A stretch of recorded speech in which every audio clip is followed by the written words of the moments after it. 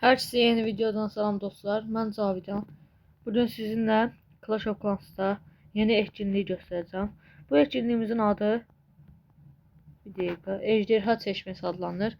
Bu Ejderha Çeşmesi de neydirik? Burada eğer etkinlik biletini alsaz lap çox elmas madalya verəcək, amma almasaz bir dənə 400 elmas madalya verəcək.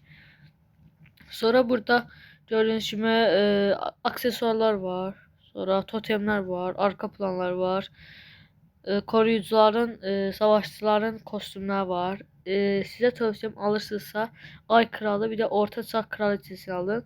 Yani Pixel şampiyonla boyacı koruyucun kim alsa yani onu almaya da değmez. Çünkü bu nedir? Böyle bir kostümü var ama mənə görə deyirsiniz Ay Kral çox qəşəng görürsən, amma Orta Çağ Kraliçesi çox qəşəng görürsən həqiqətən.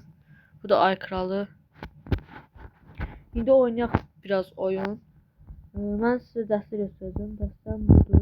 9 dənə iksir əslində çox iksir göstərim. Bu kadar iksirim var ama mən yıldırım büyüsü lafla seviyi. Kuşatma makinelerinden bir tanedir. Bu da çox qəşəngdir həqiqətən. Sonra dəstəm də belədir. Gördüyünüz kimi. Bu dəstə ilə oynaya bilərsiniz bu sezon. Çox yaxşı dəstədir həqiqətən. İndi saldır deyib başlayaq.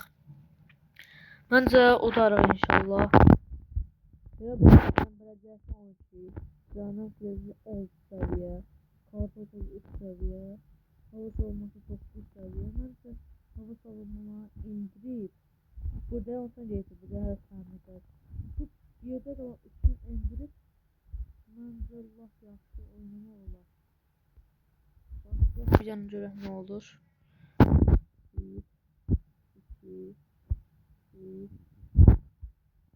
1, 2, 3, biri kaldı. 1, 2, 3. Şəhər getdi. İndi topla. Şimdi bunu koydum. Arkasından iyileşici ve bunları da koyuram. Barbar kral koydum. Okçu kraliçe koydum. Bir de kraliçe büyük koruyucunu koydum.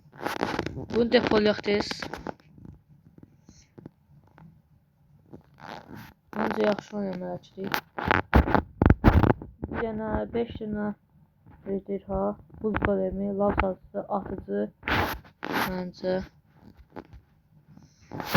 Bir dənə cadı, golem, valkur, minyon, barbarlar, okçular, iksir golemi. Sonra buradan bir tane özelliğim var. Sahinden bir oldu saldık.